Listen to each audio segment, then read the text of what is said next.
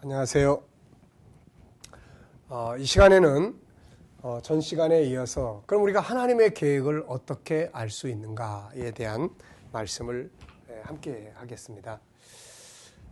신앙생활을 하면서 때로는 힘들고 또 어려울 때도 많죠. 그래도 그럴 때 우리를 굳게 붙잡아 줄 수 있는 것이 바로 올바른 신앙의 철학입니다. 신앙은 꼭 즐거워서만 가는 건 아닙니다. 때로는 슬플 때도 있고 때로는 힘들 때도 있는 거죠. 그렇지만 그럴 때마다 우리를 탁 붙잡아 줄 수 있는 것은 올바른 사명의 철학입니다. 또 신앙의 철학이죠. 그것은 다른 데 있는 게 아니라 하나님이 살아계시다는 것과 그분의 계획을 정확하게 이해하는 데 있습니다. 우리가 어떤 일을 하더라도 사람을 보고 일을 하면 안 됩니다. 환경을 보고 일을 하면 안 됩니다. 하나님의 계획을 정확하게 알고 그래서 나는 일을 하는 거야. 우리가 전도를 하더라도 왜 전도해요? 그러면 교회 부흥을 위해서 또 목사님이 하라고 그러니까 또 전도하면 복 받는다니까 이런 개념이 되면 안 됩니다. 이런 철학은 항상 흔들리게 되는 거예요. 그렇지만은 성경 66권 속에 들어있는 인류 구원에 대한 하나님의 계획을 정확하게 알고 내가 그걸 이루기 위해서 멀리는 못 가지만 이 지역에 선교사님들이 오지 않고 내가 대신 선교사가 돼서 복음을 전한다고 하는 이런 어떤 가치와 철학이 있어야 변함없이 또 오래 갈 수 있는 것이죠, 이것이. 자, 그렇다면 이제 우리가 하나님의 계획을 어떻게 알 수 있느냐? 우리가 보통 하나님의 계획을 안다 그러면 사람들은 보통 계시를 생각합니다. 계시. 그래서 기도하는 가운데 계시를 받아서 하나님의 계획을 알려고 하는 이런 거. 물론 개개인에 대한 계시는 지금도 있습니다. 그렇지만은 성경 전체 속에 흐르는 하나님의 계획에 대해서는 이미 지난 날에 선지자들이 다 계시를 받았습니다. 그래서 우리가 또 안 받아도 되고 우리는 그들이 기록해놓은 그들의 계시를 모아놓은 그런 성경을 통해서 우리가 하나님의 계획을 이제 알 수가 있게 되는 것이죠. 그래서 지금은 우리가 어떤 계시에 근거하기보다는 하나님의 계획을 기록해놓은 성경을 중심으로 하나님의 계획을 연구하는 것이 지금은 굉장히 중요한 일이 되는 거죠. 자, 그러면 이제 하나님의 계획을 우리가 어떻게 알 수 있는가? 이 부분에 대해서 조금 정리를 하겠습니다. 자, 히브리서 11장을 우리가 한번 찾아보겠습니다. 히브리서 1장을 보겠습니다. 1장. 히브리서 1장을 보면 계시의 과정을 이제 설명을 했는데요. 히브리서 1장을 한번 보겠습니다. 지난 날에는 성경이 기록되지 않았겠죠. 그때는 당연히 기록이 안 돼 있습니다. 자, 그때는 하나님께서 어떻게 하나님의 계획을 세상에 전해 주셨을까요? 자, 여기에 이제 그런 말씀이 나오는데요. 자, 히브리서 1장 1절을 보면 옛적에 선지자들로 여러 부분과 여러 모양으로 우리 조상들에게 말씀하신 하나님이 이렇게 기록하고 있습니다. 다시 말하면 옛적에 아브라함 시대, 노아 시대, 모세 시대, 또 선지자들 시대 이런 시대는 하나님께서 여러 부분과 여러 모양으로 때로는 환상을 통해서 때로는 어떤 계시를 통해서 때로는 음성을 통해서 이렇게 하나님의 계획을 전달해 주신 것이죠. 노아야, 내가 이렇게 하려고 한다. 아브라함아, 내가 이렇게 하려고 한다. 너를 통해서 이걸 이루려고 한다. 모세야, 이렇게 하려고 한다. 바로 하나님의 계획을 이렇게 말씀을 통해서 또 꿈을 통해서 다 이렇게 계시하셨죠. 다니엘 같은 선자는 미래에 펼쳐질, 미래까지 이루어질 하나님의 계획을 이렇게 쫙 본 사람이죠. 그래서 우리가 그 시대에는 바로 이렇게 선지자들을 통해서 여러 가지 부분과 여러 가지 모양으로 말씀을 하셨다. 그런데 이제 2절에 보면 이 모든 날 마지막에 자, 이걸 우리가 이해하기 위해서 이 도표를 참고하시면 되겠습니다. 자, 여기에 보면 마지막 날이라는 말이 나오죠. 마지막 날. 근데 우리가 성경에서 마지막 날 그러면 무조건 이 세상의 신약의 끝날 이때만 생각하면 안 됩니다. 우리가 마지막 날 그러면 항상 두 때를 생각하셔야 돼요. 두 때를 생각하셔야 됩니다. 하나는 구약이죠. 구약은 천지창조로부터 시작을 해서 예수님 초림하실 때까지를 우리가 구약 이렇게 말합니다. 자, 천지창조로부터 예수님 초림할 때까지. 그러면은 구약의 시작은 천지창조가 되겠죠. 그리고 구약의 마지막 때는 예수님이 초림하시기 직전을 말하겠죠. 구약의 마지막. 그래서 여기서는 바로 이 마지막 때, 이 말은 구약의 마지막 때를 말합니다. 그러니까 이때는 선지자들을 통해서 하나님의 계획이 세상에 전달됩니다. 그런 다음에는 이제 하나님의 아들 예수 그리스도께서 세상에 오시잖아요. 그래서 이 모든 날 마지막에 이제는 구약이 끝날 때 이런 말이죠. 이때는 아들을 통해서 말씀하셨어요. 아들을 통해서 하나님의 계획이 전달됩니다. 예수님이 세상에 오셔서 전달하신 것은 이 세상에 와서 뭐 공부한 거 가르친 게 아니에요. 자기가 깨달은 거 가르친 게 아닙니다. 자, 그분이 세상에 오셔서 전하신 내용에 대해서 잠깐 좀 말씀을 살펴본다면은 요한복음 7장을 한번 보십시오. 요한복음 7장. 사람들은 예수님께서 이 참 놀라운 생명의 말씀을 전하는 걸 보고 깜짝 놀랐습니다. 그래가지고 15절에 보면 유대인들이 기이 여겨 가로되 이 사람은 배우지 아니하였거늘 어떻게 그를 아느냐 하니 예수께서 대답하여 가라사대 내 교훈은 내 것이 아니요 나를 보내신 이의 것이니라. 이렇게 말씀해요. 내 것이 아니고 나를 보내신 분의 것이다. 이번에는 요한복음 12장을 또 한번 보십시오. 12장 49절을 보면은 내가 내 자의로 말하는 것이 아니요 나를 보내신 아버지께서 나의 말할 것과 이룰 것을 친히 명령하여 주셨으니 나는 그의 명령이 영생인 줄 아노라. 그러므로 나의 이루는 것은 내 아버지께서 내게 말씀하신 그대로 이루노라. 이렇게 말씀했어요. 또 17장을 가서 보면은 이렇게 말씀합니다. 요한복음 17장을 보면은 8절 말씀. 나는 아버지께서 내게 주신 말씀들을 저희에게 주었사오며 이렇게 말해요. 아버지께서 내게 주신 말씀들을 저희에게 주었사오며. 자, 그러니까 예수님은 세상에 오셔서 세상을 보고 거기서 배우거나 자기가 깨달아서 가르치는 분이 아닙니다. 그분은 하늘에서 아버지의 것을 가지고 오셔서 이제 우리에게 전해준 거죠. 아버지 것이 무엇입니까? 바로 하나님께서 이루려고 하시는 그분의 계획에 대한 이야기 아니겠습니까? 구약에서는 선지자들을 통해서 여러 모습으로 계시하셨다면 신약에는 아들이 직접 가지고 와서 그분의 계획을 세상에 알려준 거죠. 네. 이것이 바로 마태, 마가, 누가, 요한복음, 사복음서의 특징이 되는 것입니다. 자, 그 다음에 이제 이번에는 에베소서를 한번 찾아보십시오. 에베소서 제3장입니다. 에베소서 제3장을 보시면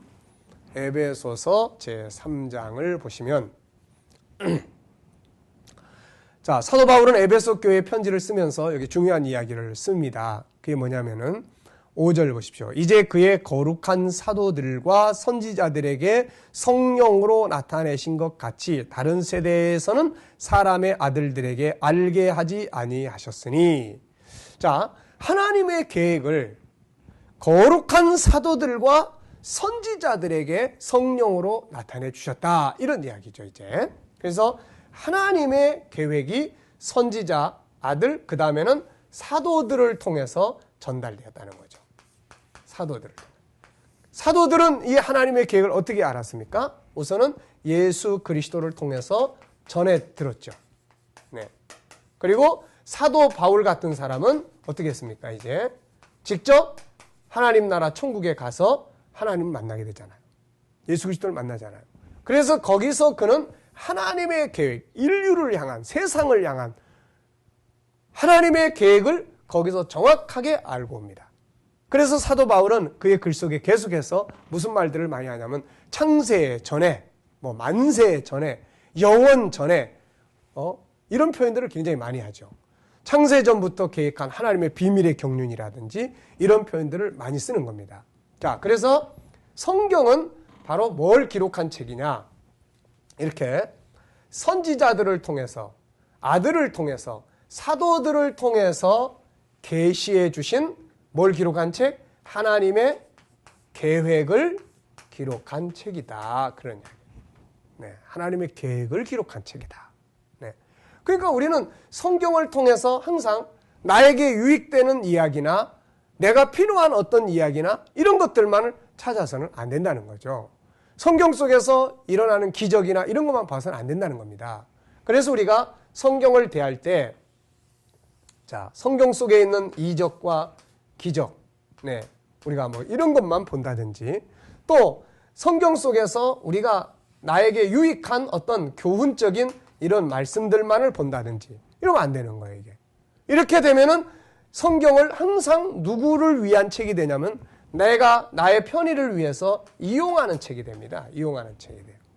그래서 우리가 성경을 대할 때 이제 이런 부분도 알아야 되지만 더 중요한 부분은 뭘 알아야 되냐면 하나님의 계획을 알아야 되는 거예요. 네. 하나님의 계획을. 자, 그러면 이제 우리가 하나님의 계획이 이루어지기 위해서는 뭐가 필요합니까? 당연히 이런 기적도 있어야 되고 능력도 있어야 되는 거죠. 그러니까 나에게서 어떤 기적이 일어날 때는 이게 하나님의 계획을 이루기 위해서 이런 기적을 내게 주셨구나. 하나님이 나에게 복을 주셨다면 그걸 이루기 위해서 나에게 이런 일하라고 그 계획을 이루라고 이런 복을 주셨구나. 우리가 이런 것들을 바르게 알게 된다는 겁니다. 네. 그렇지 않으면은 뭐든지 다 누구를 위한 게 되어버리냐면 이게 빠져버리니까 여기에 나가 있는 거죠. 나. 네. 내가. 뭐 기적이 일어나도 나, 복을 받아도 나, 뭐 은혜를 받아도 나, 항상 나밖에 없는 거예요. 이거는 성경을 이용하게 되는 잘못된 내용이죠. 그러다 보면 결국 나중에는 내가 떠나버립니다. 이게 떠나버려요. 자, 그래서 우리가 성경 속에서 하나님의 계획을 바르게 발견해야만 이 기적이 일어나는 것도 그 계획을 이루기 위해서고 우리가 인생에 어떻게 왜 그렇게 살아야 되느냐 그럴 때 하나님의 계획이 오해받지 않고 그 계획을 이루기 위해서 내가 이렇게 산다. 이런 분명한 철학을 우리가 말할 수가 있게 되는 것이죠. 자, 그래서 이제 성경 전체는 바로 이렇게 하나님의 계획을 이제 기록한 책입니다. 그래서 우리가 성경을 단순한 이적이나 표적, 또 기적이나 또 아니면은 어떤 교훈이나 이런 쪽에서만 보지 말고 성경 그러면 뭐 이야기예요? 하나님의 계획을 다룬 하나님의 계획의 문서다.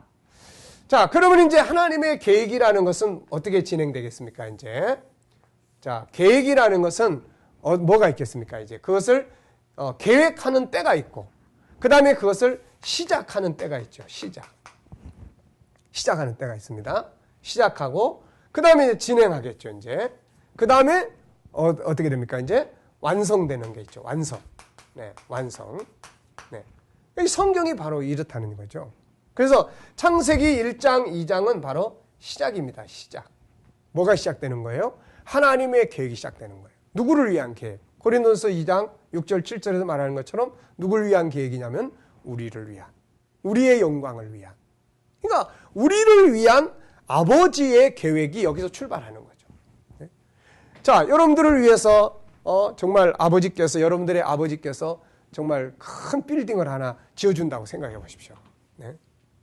그러면 어떻습니까? 아버지께서 나를 위해서 지어주시는 빌딩에 대해 관심이 있겠어요? 없겠어요? 있죠. 그게 완성되는 때에 대한 소망이 있겠어요? 없겠어요? 분명하게 있게 되는 것입니다. 자, 그렇기 때문에 우리가 이 성경 전체는 바로 아버지께서 나를 위해서 계획을 세우셨는데 그 위대한 계획이 시작되는 것이 바로 창세기 1장, 2장이다. 그래서 우리가 과거를 알아야 되는 거죠. 왜? 우리는 지금 여기 태어나서 살고 있지만 하나님의 계획은 이미 우리가 태어나기 전부터 시작이 되고 있기 때문에 과거를 알아야 돼요. 그리고 그 계획이 지금 어디만큼 진행되고 있는지 현재를 알아야 됩니다. 현재 알아야 되고 그리고 마침내 이게 완성되는 것이 어디예요? 계시록 21장, 22장이 됩니다. 그래서 계시록 21장 6절 말씀을 우리 한번 다 같이 보겠습니다. 계시록 21장 6절 말씀. 계시록 21장 6절 말씀을 한번 보겠습니다.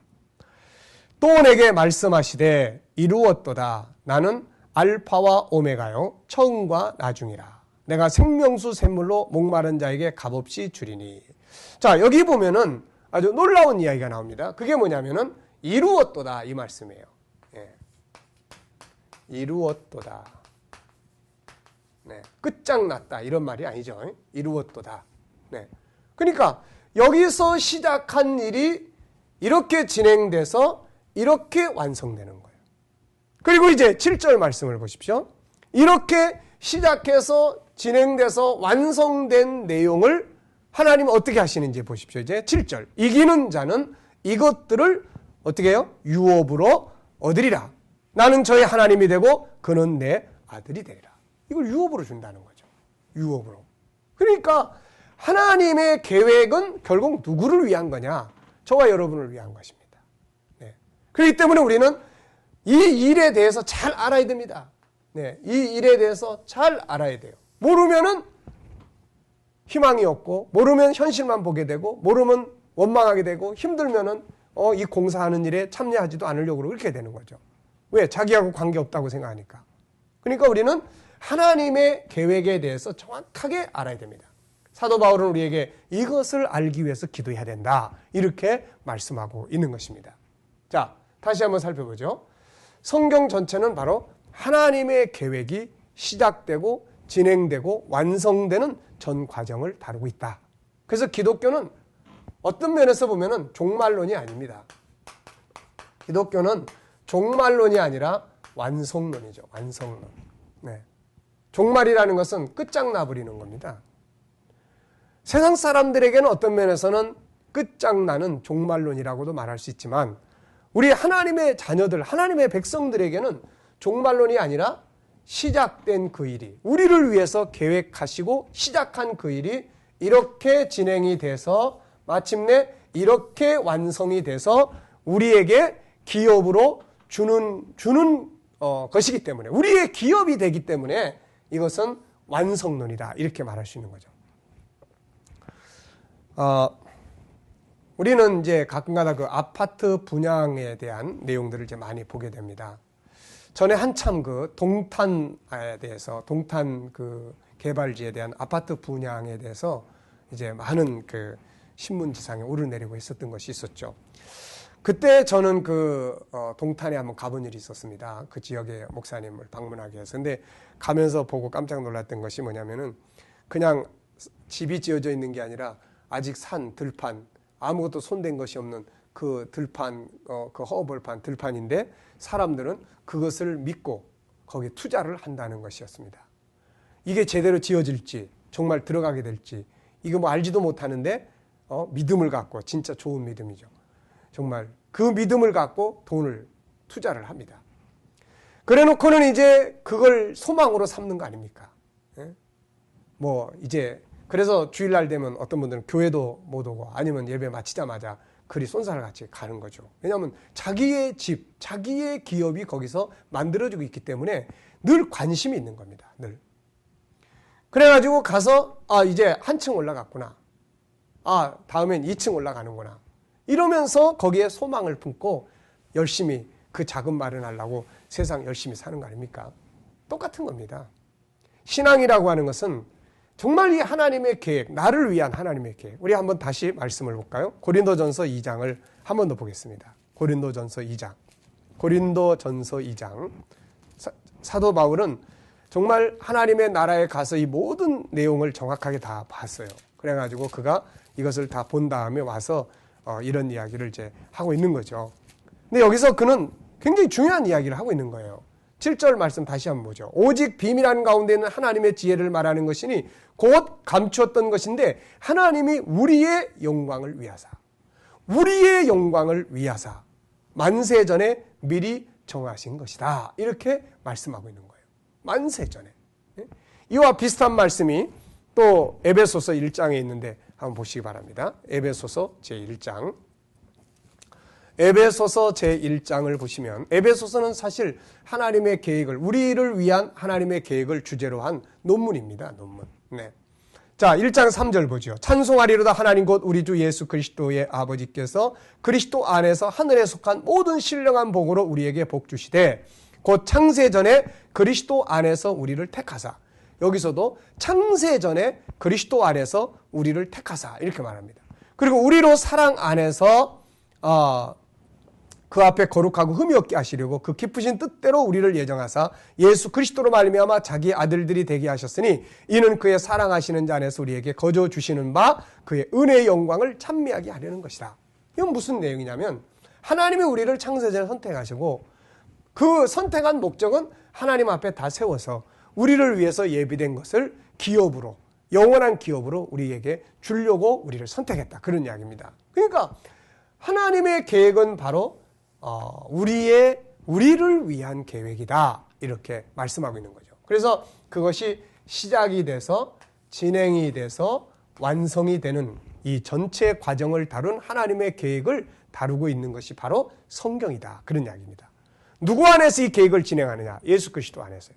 누구를 위한 계획이냐? 우리를 위한 계획이다. 얼마나 감사한 일입니까? 바로 이 믿음을 가질 때 우리에게는 희망이 있게 되는 거죠. 눈앞에 보이는 현실만을 쫓아 살지 않게 되고 이것을 이루기 위해서 헌신할 수 있고 여기에 대한 소망을 갖게 되고 이것에 대한 기쁨을 가지게 되고 그렇게 되는 겁니다. 그래서 시작은 바로 뭐예요? 창세기 1장, 2장. 그 다음에 진행되고 이게 완성되는 것은 어디예요? 바로 계시록 21장, 22장이 되는 겁니다. 그래서 우리는 이것이 이루어지는 무대가 바로 어디냐? 그게 바로 세상이에요. 세상. 네.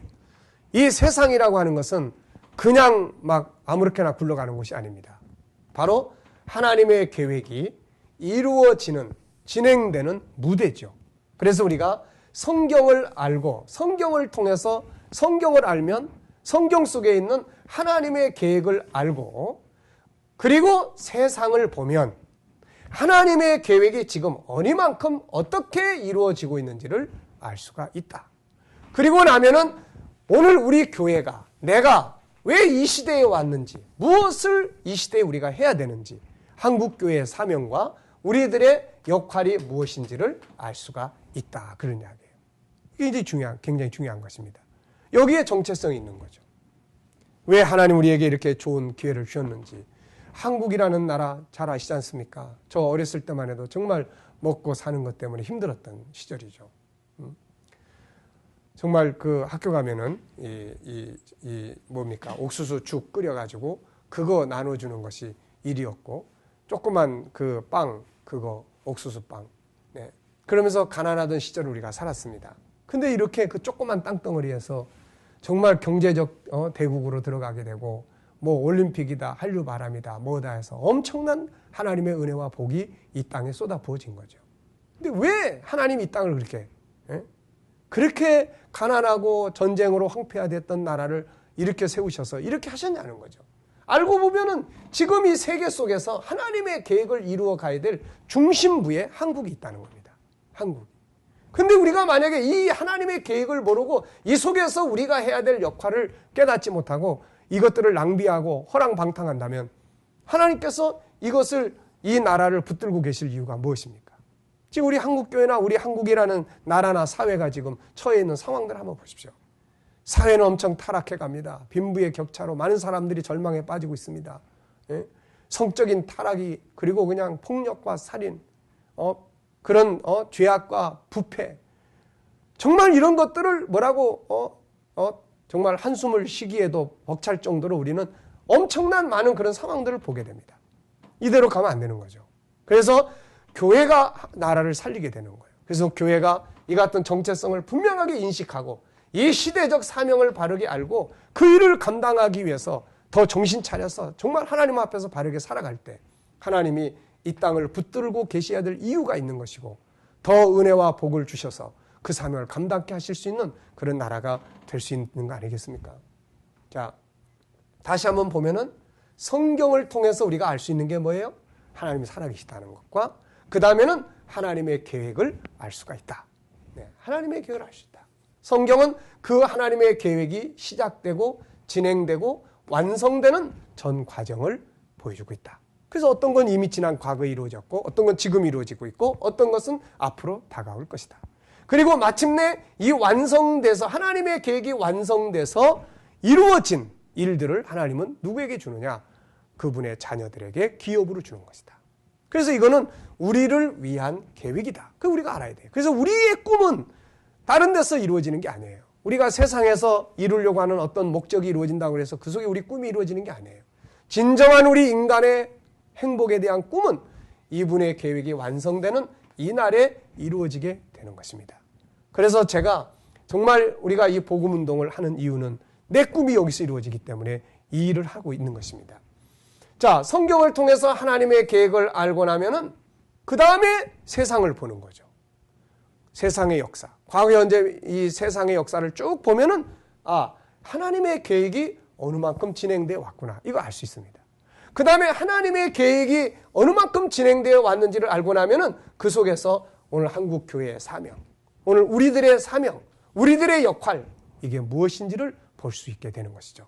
그럼 우리는 이제 이 일을 이 시대에 이루기 위해서 예수님처럼 정말 자기 목숨을 버려야 될 사명 때문에 왔다면 그 일을 하는 것이 성공일 것이고, 정말 우리가 그 사명을 이루기 위해서 하나의 밑거름이 돼야 될 것이 우리의 역할이라면 우리는 그 일을 하는 게 성공인 것이고. 네. 자, 그렇기 때문에 우리는 이 시대에 우리가 해야 될 역할을 바로 여기서 발견하게 되는 것입니다. 자, 여러분, 우리가 하나님의 계획을 어떻게 할 수 있다고요? 바로 성경을 통해서입니다. 그래서 지금까지 우리가 성경을 통해서 자기 이익이나 어떤 자기 것들의 유익을 위해서 했다면, 이제는 하나님의 계획을 찾기 위해서, 그걸 바로 알기 위해서, 그리고 난 다음에 그 일에 대한 비전을 꿈꾸십시오.